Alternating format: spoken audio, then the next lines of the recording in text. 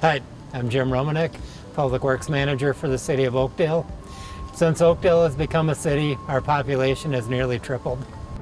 Since this facility was built in 1985, staffing levels have increased by 65% to handle the growth. This facility is surrounded by a wetland on 3 sides, so we lack the ability to expand. Space constraints present challenges to operating efficiently. In November, Oakdale residents will vote on a local option sales tax, which would be used to help finance a new public works facility. I'd like to take you on a tour to highlight some of the challenges of our current public works facility. Now we're in our Parks Department storage area. We have several limitations in this area based on storage. Right now we're set up for summer operations, so our lawnmowers, ball field grooming equipment is inside. We have to leave our trucks parked outside overnight. It just adds to the inefficiencies in our operations that we have by loading and unloading our equipment every day. Okay, now we're in our mechanic shop. What we always say here is we tend to work on anything from a weed whip up to a ladder truck for the fire department. This platform lift that we have here, it's a good lift for us for our public works equipment, which is smaller, shorter. But when we get into the larger ladder trucks and engines on the fire department, it's not long enough and it doesn't have the capacity to lift those trucks. Another issue we have is our roof. Several leaks on the roof in this area. As we continue to grow as a city and we develop or acquire more equipment, and we may end up adding more staff here where I think the space needs are going to become more obvious.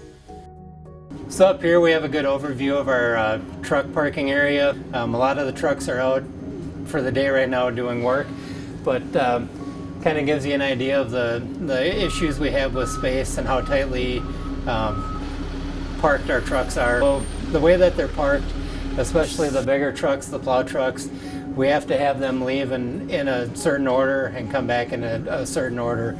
So it really adds to our inefficiencies on how our crew leaves and how they return from their jobs for the day.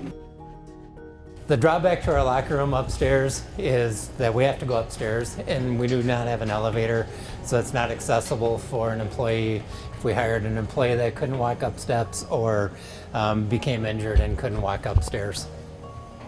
The locker room is full, so if we had additional staff, we're not going to have a locker for them to come into.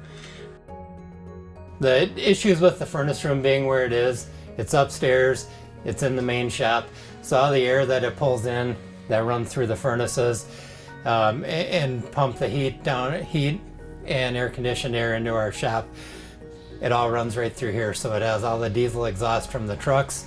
This one here is pretty clean, so I think it was just probably pretty recently changed, maybe in the last week or two, but we tend to change these every couple weeks or 3 weeks in the season when we're in our peak heating and cooling season.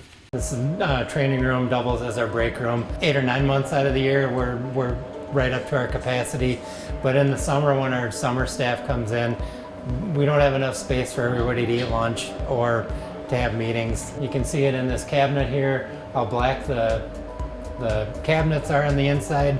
Again, that's diesel exhaust that's coming in from the ventilation system. Currently we're in the men's restroom facility here at our Public Works building. We have 2 stalls and 1 urinal for our staff to use here. Again, it's typically about 25 people. During the summer we'll go up to about 35 people that are using this facility. So it's really tight, it's limited. Only 2 sinks for staff to wash their hands. Now we'll take a look at the vents that are in the restroom. You can see all the buildup that's on here from the diesel exhaust. These again should be white, but they're black. Most of this equipment that's stored on these racks is for Bobcat type equipment, skid loaders. So a lot of it is hydraulic equipment. Very hard on the equipment to be outside in the weather. It's difficult on it in the summer in the heat and the sun. Very difficult on it in the winter also in the snow, cold. So this stuff would be nice to have inside. It would make for a much longer life expectancy on the equipment that we have. Thank you for taking the time to better understand the challenges of our current public works facility. The ballot for the November 8th general election includes 2 questions about the local option sales tax. The first asks voters to approve a 0.5% sales tax for $22 million for the construction of a new public works facility. The second question seeks to use a 0.5% sales tax to provide $15 million for the expansion and remodel of the current police facility. If one or both questions are approved, the 0.5% sales tax would add 5 cents on a $10 purchase and would be paid by both residents and non-residents.